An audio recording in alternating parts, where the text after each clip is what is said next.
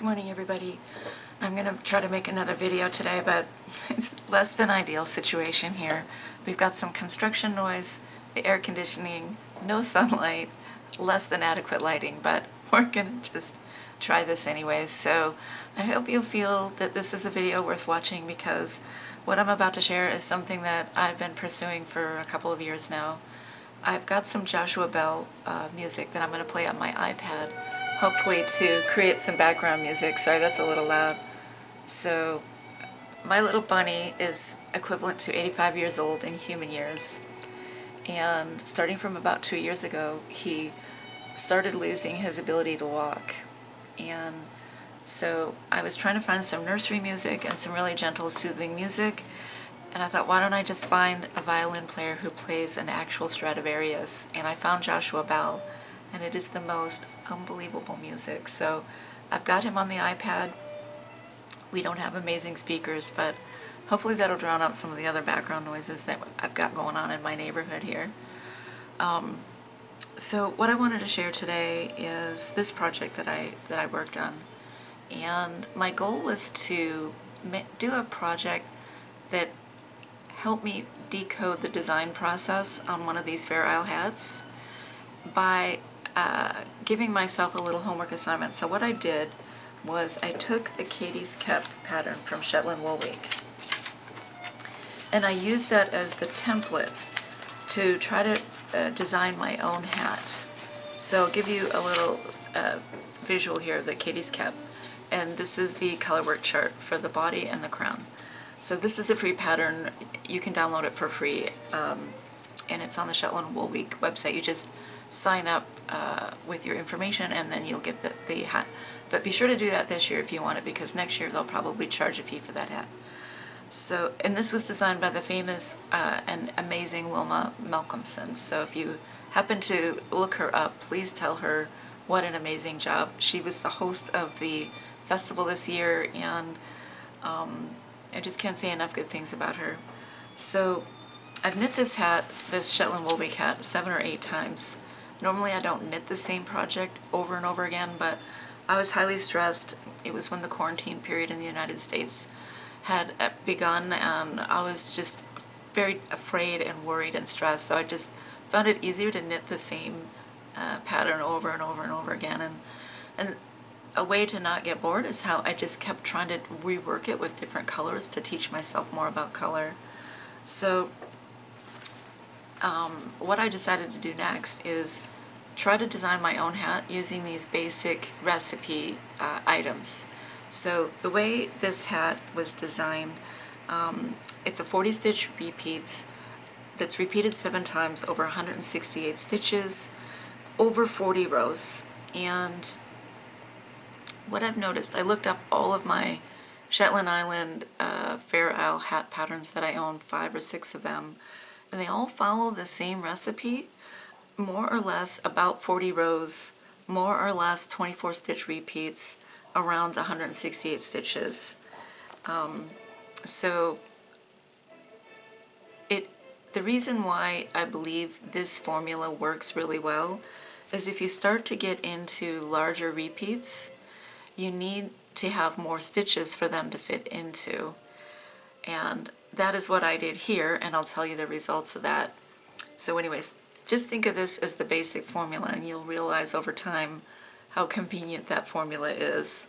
So what I decided to do is use this recipe and look at other patterns that I own and try to see how I could make a hat. So instead of charting out my own colorwork design, I looked at other people's colorwork charts, and I thought to myself, why don't I make a hat using the colorwork chart from other patterns and just slot it into that recipe I just showed you and make my own hat. And one of the things I thought would be really rewarding about that process is sometimes you see a sweater pattern and you love the colorwork design, but you're not quite committed to making an entire sweater. So in this way, if you see a fabulous colorwork design that you really love, but you think, you know, that's a lot of work for one sweater, and it's not quite reaching me to that level where I'm going to do the whole sweater, but I love the colorwork design. So what you can do with that is just take the charted design and see if you can incorporate it into a hat. So that's what I did. There are many, many Marie Wallin sweaters that I really, really love. And I really wasn't feeling up to knitting a whole sweater, but I thought I could turn that sweater pattern into a hat, and that's what I did. So she has a beautiful sweater that is called, let's see, what is the name of this pattern? I don't have it written down. I'll write down the name of the pattern on the box below. But basically what I did is I took the charted design. I don't want to show that for too long because it's copyrighted. But I took the charted design and I started thinking which of the elements within the design I want to lift and put into this hat. And so she did something very, very interesting. She took half of this motif and put it around the neckline and then repeated it again into the bodice area of the sweater, and I thought that was so clever. It kind of reminded me of like a diamond necklace in a way. It really quite literally looked like a necklace or a piece of jewelry around the neckline in my mind. And so I thought I wanted to really work off of that idea, and so I lifted this part of the design, and then I figured out what other parts of the pattern I thought would work well into the hat. So one of the things I wanted to do was to start off the hat with a straight line so that everything could build off of a straight line, so that I didn't have any pointy elements building right off that ribbing. So I took this, started from this section of this border pattern about right here, and I started off the hat with that, and then I built this little Peary design above that, and then I ended with this section right here. So you can see what I did. This is how it turned out. So you can see how it would have been difficult to start above the corrugated ribbing with the diamond. You'd end up with a lot of solid color areas that would maybe make the fabric ripple. It might be difficult to get a nice, even, smooth knitted piece of fabric right above that corrugated ribbing, because there's a dramatic increase row there. This is fairly tight, and so I think it worked out really well. And then this little Peary design, and then here is the necklace, what I was calling the necklace, that fits right above this Peary section and kind of is the centerpiece of the entire design. So it kind of goes like that. And when you wear it on the head, it actually works. So I was very worried the entire time I was knitting this, am I really goofing this up by not having the whole motif? I was sweating bullets literally because it's a lot of work. So then once I finished this, then I just went ahead and finished the crown using the pattern from the Katie's Cap pattern. And that crown is so beautiful. I'll never get tired of knitting that. This is the first time I knit this crown with just 2 colors. And I love this gold color. It's from Wolf Oak Tinned. And I went back to buy more and it was sold out at the place where I bought it. So I think it's going to get popular for Christmas. But really, really pretty gold. It sort of has this elegance to it. It feels like it's a bit shiny, like silk wool. But it's not silk wool at all. It feels like cashmere. It's not cashmere. I can't say enough good things about this yarn. When I'm ready to do a whole sweater, it will be in this yarn. So some things about this design that I thought I would point out that were very interesting and useful to learn from. Marie Wallin is a genius because she's taking these Selbu designs, which I have here in this book. And the one thing you'll notice about these designs when you look at the charted design libraries that are available for this type of charting is that they tend to be square, and that is because they were developed and meant for putting on mittens.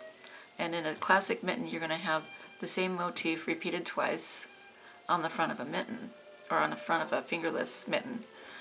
You might have one. And so the difficulty with working with these designs, which are my very favorite, by the way, and which I have been wanting to use for a long, long time, the challenge is to create a dividing pattern between them so that they can interconnect.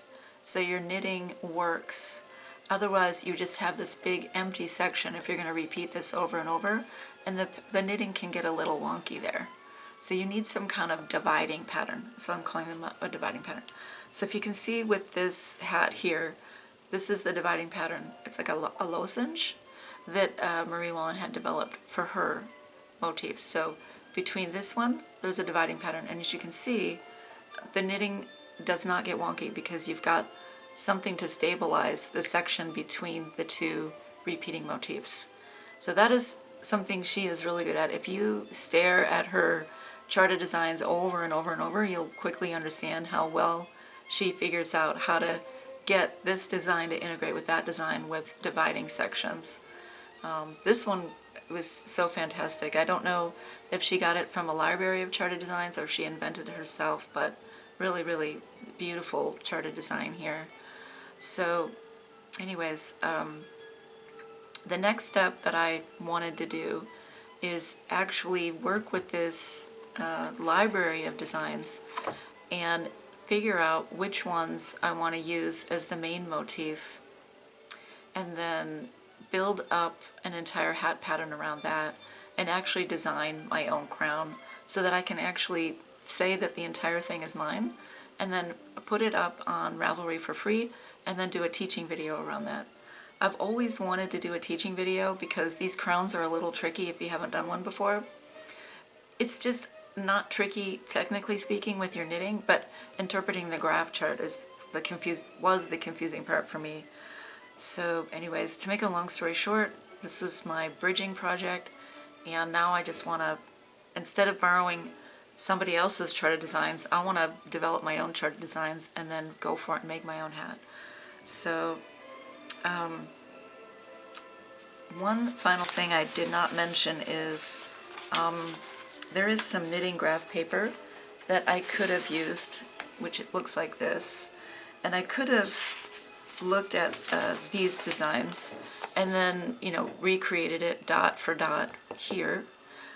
But if you're going to do something like what I did, the very easiest thing is to literally print out this sheet of paper, figure out what sections you want to use, and then just cut those sections out with your scissors. And that's what I did here. So I literally pulled the sections and then just took the sections from here by using my scissors to cut out the sections that I wanted to use, and then created my mock-up by taking my strips and then taping them together. And then once you do that, you have to figure out how to center the design and then make sure that it works, that you have to figure out where the repeat begins and ends. That's one issue. And then you have to figure out how to center all of these in the hat. And so because this stitch repeat is larger than this one, and this is larger than that one, what I realized is that Marie had centered this with that and that, so that they all center on the diamond tips, that tip and that tip center, but they only center and align on the center repeat. All the others, they do not. So there's a lot of things to think about. Making sure, if this has a different stitch count, a stitch repeat than this one, and this one has a different stitch repeat than this one, you have to factor all of that into centering all of these on the hat, because the sweater would be different than the hat. So there was a lot of things that I had to work through to figure out how to incorporate this into a hat. All the details for what I did I'm going to put on my Ravelry account, so if you want to actually make this hat or see the steps that I used to do it, they'll be in there. But I just wanted to show you that you can kind of take charted designs from beautiful, gorgeous sweaters that you love. Let's say you don't have the time or the money to invest in yarn right now, but you still wanted to get that feeling of making that sweater. You can absolutely buy the pattern, work with the designs, and turn that into a lovely little hat for yourself. I'm sure there's many people who have 50 different sweaters that maybe they want to make, but will never have the time or the money or the inclination to make all of them. So this is really cool for all kinds of reasons. So I'm going to take you back to this charted design library and give you a sense for this amazing book. It has, well, this is the book by Anne Bardsgard. It's called Sublimitins. And I bought this originally from Loop of London before they had the English language version out. And I just did not care if it was in Norwegian. I honestly needed this book because this is what I was really interested in, getting these amazing knitting patterns. They're very retro, very vintage. These showed up in ski sweaters and all kinds of sportswear in the 50s that my grandparents grew up with, my parents grew up with. I grew up in the Midwest, in the upper Midwest, where we had snow and we did ice skating, and this was just a part of my life. And there's a large Scandinavian immigrant population where I lived, and this is just part of our cultural heritage, what I grew up with, and something that I just absolutely adored my whole life. So I have a strong emotional attachment to this. Even though I'm not Scandinavian, it was just part of what I grew up with. So I think a lot of people in Scandinavia might find that interesting. I hear Arne and Carlos talking about that they get a lot of people that comment on their videos and on their social media accounts saying how they appreciate this because it's part of what they grew up with over here in America. So what I wanted to do is look through these designs and find one that I just really love, and then try to figure out which one of them might be suitable for recreating into this hat pattern. So I am going to spend the morning just thumbing through this, and I just wanted to show you guys. This book is really cool because they have the entire charted out design for full mittens. Everything you need is in here. Now that the English language version is here, you get a ton of mitten patterns. And you could, if you could only own one book, this would be an amazing book to own. So there's so much information in here that helps you understand what these design motifs are symbolic of, and how to, there's even instructions in here on how to chart out a design and the symmetry that's involved, and the different patterns. Like these are pattern repeats for the palm of the hand because you want something that's tighter and smaller so that it gives the structure of the knitted fabric some more durability. So just tons and tons of graphs. And these are the designs for the side of the mitten, where there's always a 3-stitch pattern that goes around the edge of the mitten. So tons of different options to choose from there. So you can see what they look like on the knitted mitten. And here's a lot of border patterns, so for around the cuff of the mittens.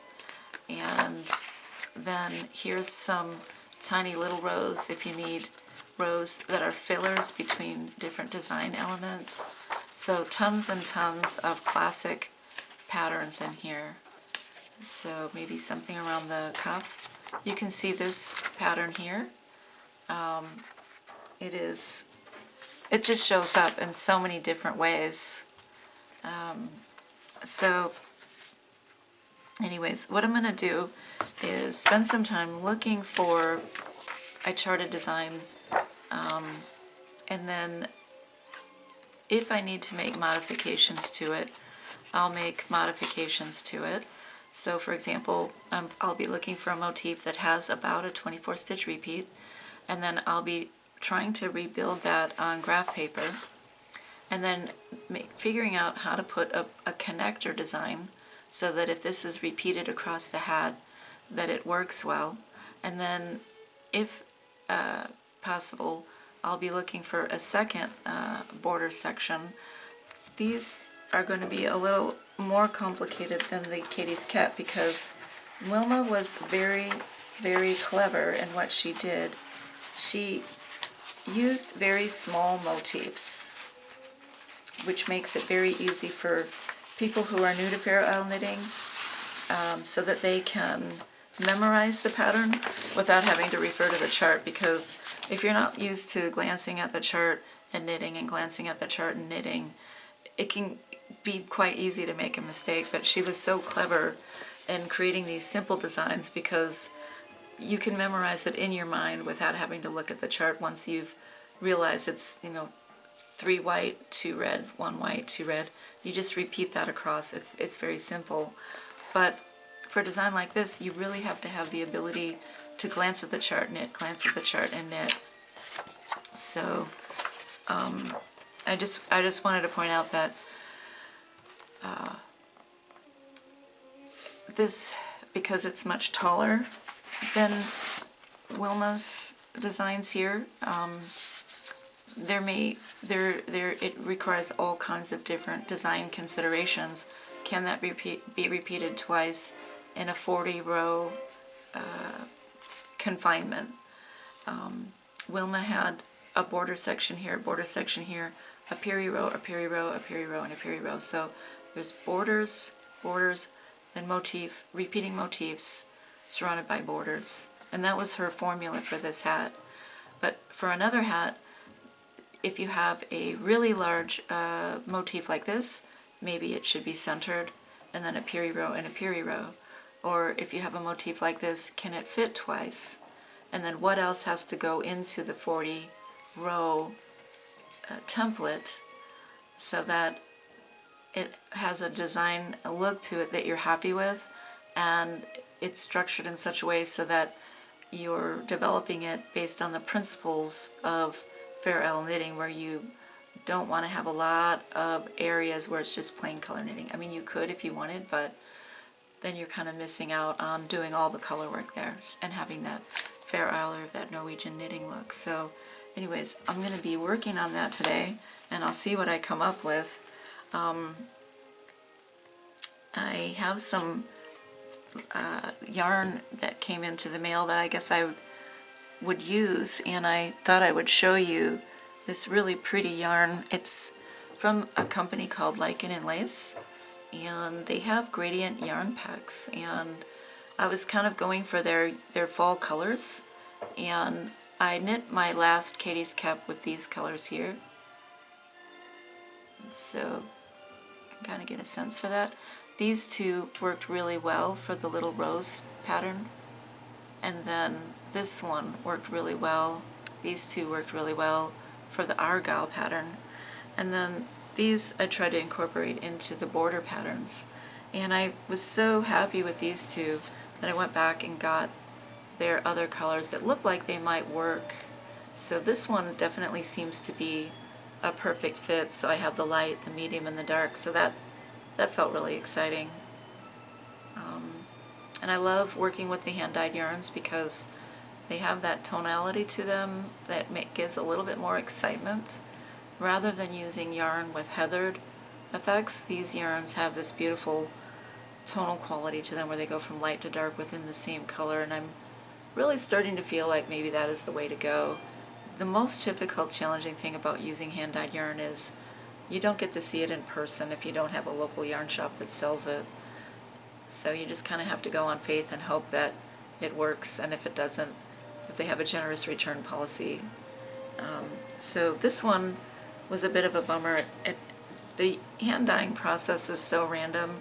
What you see in the photograph in the online photo may be very different from the dye lot you get here. So mine came with a lot of purple. I guess we'll figure out if this can work or not. Maybe not. I'm not sure. When I look at it from this side, it has all the qualities that I was looking for. There's some yellow tones and rust tones and green tones, but this purple, I don't know if it's going to work. It's awfully bright, but all I can do is try. So, but this was really fun. I had so much leftover yarn from my last project that all I needed to do was order a few more skeins, and then voila, you have enough to make another hat.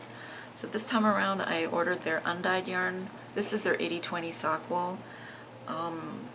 And it is, I'm not going to lie, it is a little weird making a hat and wearing it with nylon in the yarn, but if you like the Lichen and Lace color palette, this is the only yarn I could recommend from the bases that they sell for color work, because everything else is just, I ordered some of their merino yarn, and they claim it's fingering, and I claim it's lace. It is not fingering weight yarn. So that was a huge bummer to figure that out. But I had ordered this skein, and it is was just a little bit too dark. So this time around I got the undyed, and I'm really happy with that. And then I also got this green to go with this one. And again, it's very random. The hand-dyed process, you know, I saw on the website this section here, and that's what I thought I was getting. But this skein has such a tiny amount. It mostly has this, which is too bright. So probably won't be able to use that in this project, but you can kind of see where I was going with how these might work together. They don't really work together. So sad. But do you see how these three had that same green in it, you know? So I don't know what happened with this skein. I suppose I could return it if I wanted to. So I've got these yarns sitting in front of me, and I've got my pattern book in front of me. I've got my knitting graph paper here, and I've got my recipe from Wilma.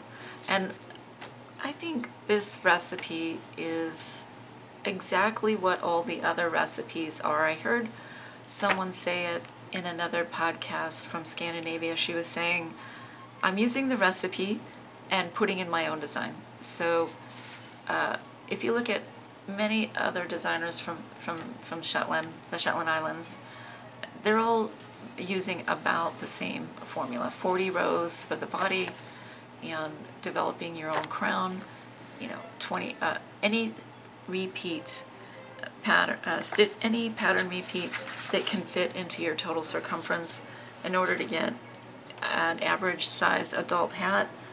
Using fingering weight yarn, you get about a 22.5-inch circumference hat. That's going to be about 168 stitches. So any repeat that's divisible by 168, you're good to go. And that just turns out to be about 24 stitch repeats. So you're kind of having to confine yourself to what you can do within the confinements of the size of the hat that you're working for, the type of yarn you're dealing with. One thing I wanted to mention, and I guess I'll just make this my final point. This was a 46 stitch repeat, and it is not divisible by 168 stitches, and so I had to increase on this row by about 12 stitches more, which would significantly make the hat much bigger and probably too big. So to accommodate for those extra stitches, I had to go down 2 needle sizes. So I'm knitting with fingering weight yarn and a really tiny needle just so I can get this hat to fit me. So kind of making all those kinds of calculations. So if you do end up with a beautiful motif that you love and you absolutely feel that you have to have it, but it is the total stitch repeat is not divisible by the total stitches that you're working with to get the size you need, then you have to start playing around with, do I use skinnier yarn or do I go with skinnier needles? And then doing a swatch and seeing what gauge you get, making those calculations, and then moving forward.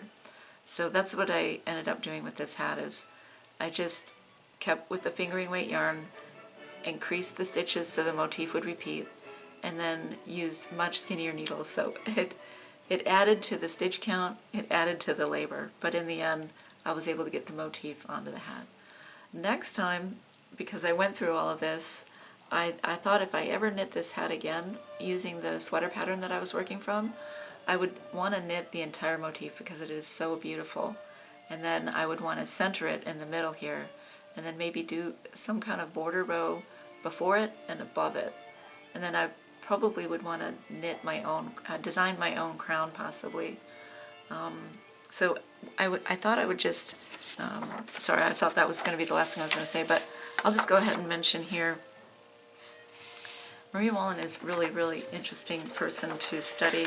If you look at her motifs, I'm not sure if this is one that she created or if she found somewhere in an old vintage book, but it is truly interesting.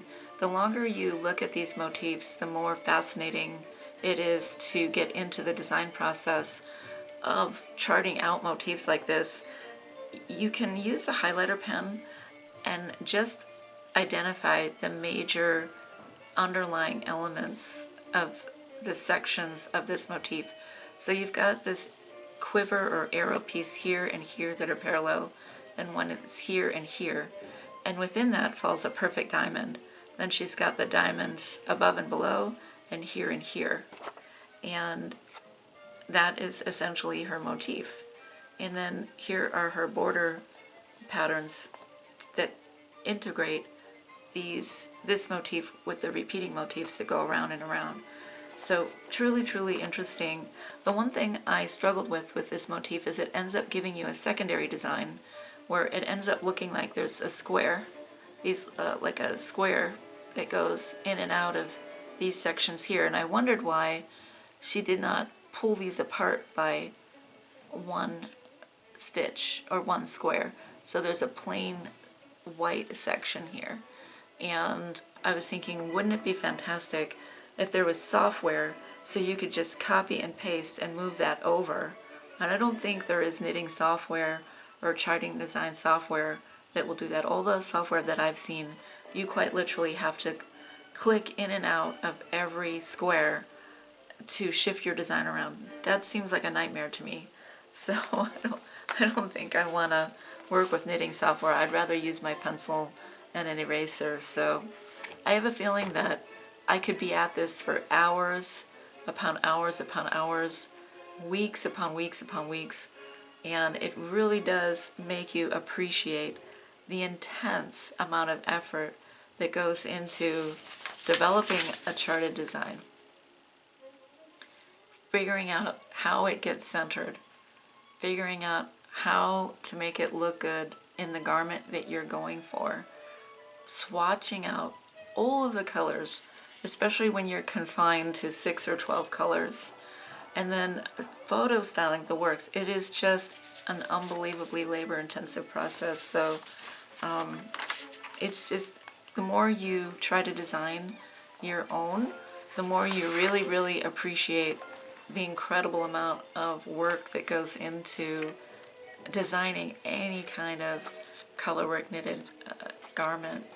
And I guess I've gotten to the point where I don't want to create something that someone else created. I've spent my whole life following the pattern and recreating the design that someone else loved for themselves and found to be beautiful. And there is a lot of safety in just following what the other person came up with, and you're able to just jump into a project and get started right away, and you get the satisfaction of being able to knit it and create it for yourself. But I've gotten to the point where I just need to be the one driving the artistic process, driving the vision process, using my mind to figure out all the problems, solve all the problems, make all the mistakes, because I'm just finding following a pattern just feels a little bit monotonous and repetitive and lacking in stimulation. So I'm just going to force myself to get behind this, and I'm sure whatever I come up with is going to be disappointing and not that great, but I'd rather begin that journey than continue to just knit from other patterns.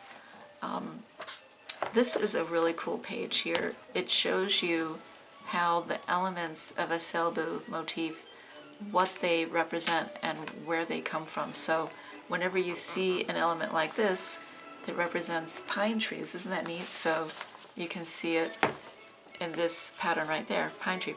I thought it meant wheat or something like that, and I often thought maybe snowflake, but there's so many things that you can interpret from a design like this. So it's abstract, there has symbolism, there's a primary design, and there's secondary designs, and there's just so much going on in this design. There's lots and lots of things to think about when you're looking at motifs like this. So anyways, I don't know, when I see these, I see snowflake, but apparently it's the Selbu rose, so flower. It's so interesting. I think I see snowflake because I saw these on ski sweaters growing up, and I always just thought in my mind that they were snowflakes. I also see quilting patterns in here. these pointed stars show up in quilt patterns a lot.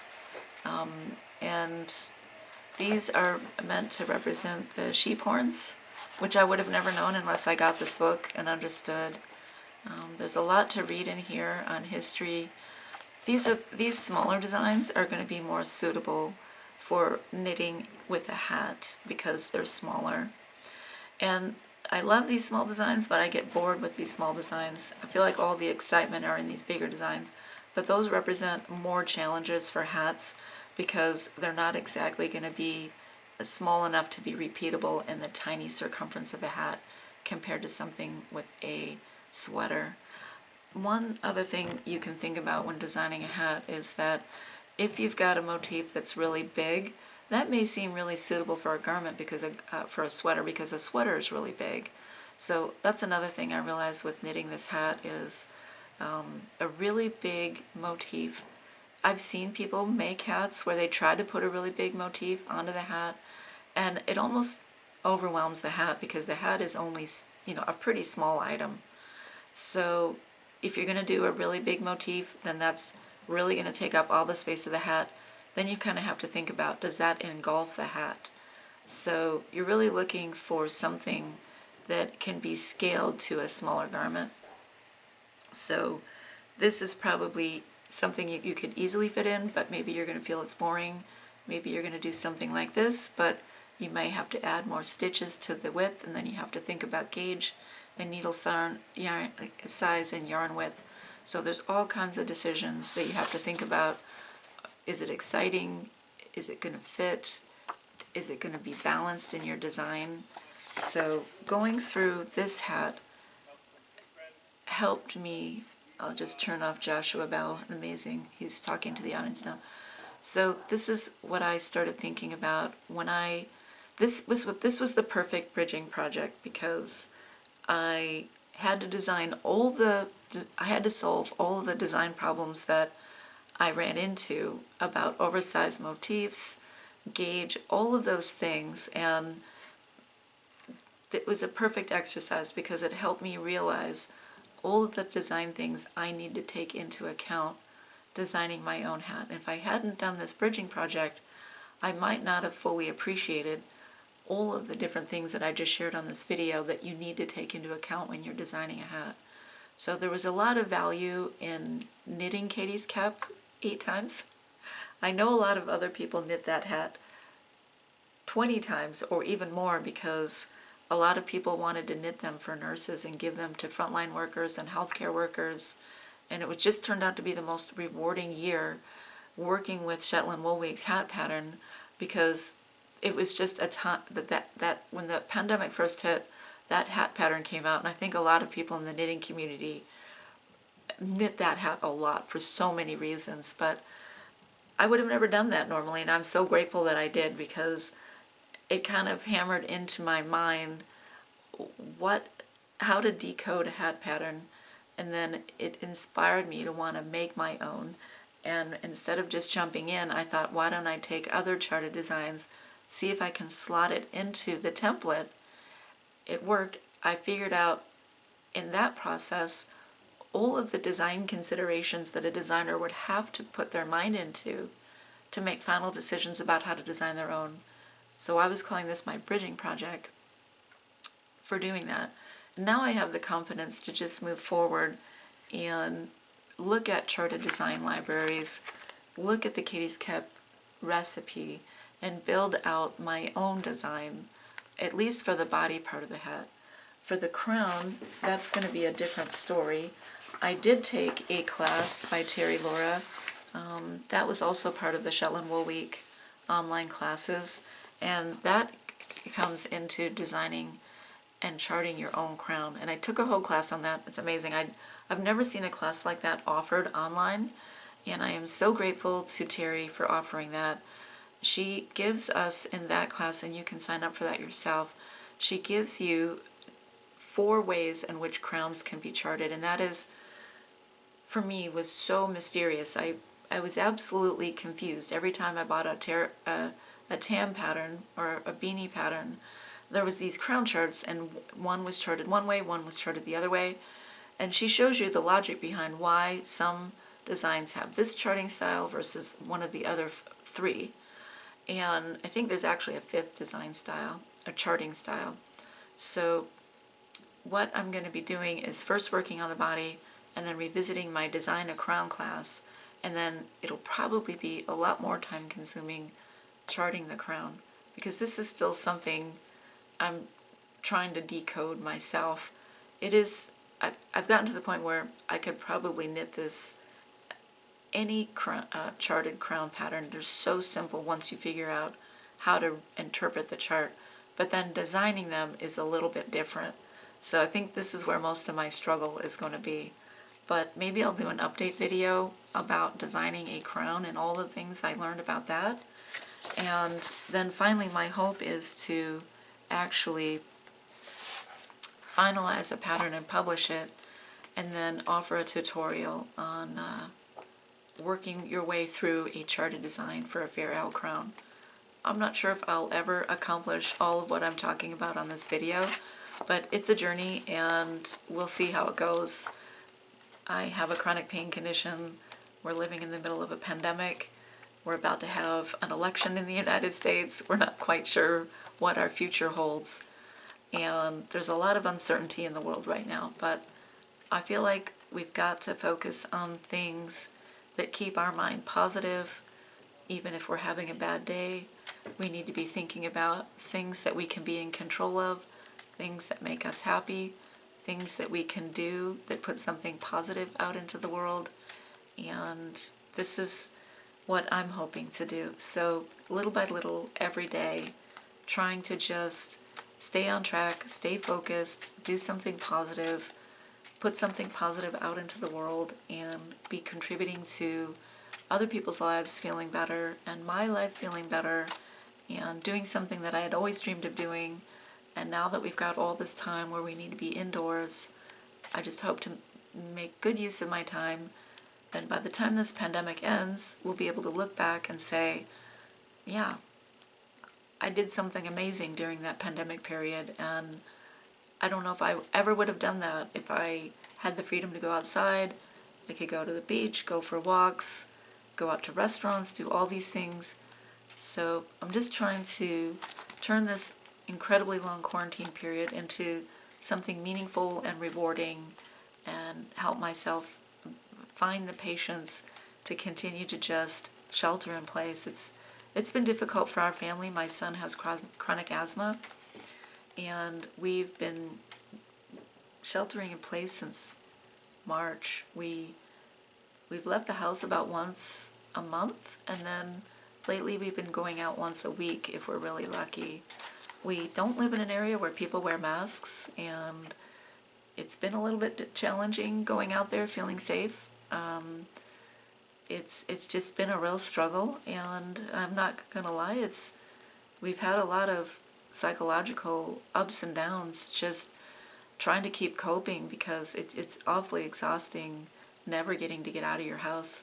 We've also had a really strange weather year this year in California. We've had a lot of overcast days. We've had a lot of humid days. It's just not the normal weather pattern we've had. We've had more overcast this summer and this fall than I can ever remember in my lifetime. That's one of the reasons why the lighting I'm having on my videos is so poor. It's just not enough light coming into the house, even with all of our daytime lights on. It looks a little dark, and I apologize for that. So anyways, thank you for being a part of my journey. I'm going to share this video today, and I know this isn't a super fun, hurry up and learn everything kind of podcast where you get to the point, you learn quickly, and you're off and running, and you get what you need and go. It's not going to be one of those videos channels that I'm going to put out there. So I understand people want something quick and easy, fast, in and out, you're done. Mine is going to be long and talking a lot, and it's going to be about community and about learning and teaching and growing. And I know a lot of people don't like that. They just like, move on, I don't want to listen to you. So this is all about slow knitting and learning and sharing and caring about each other. So that's what I'm all about. These are the kind of videos I want to make. And if other people don't like that, that's okay. You don't have to listen.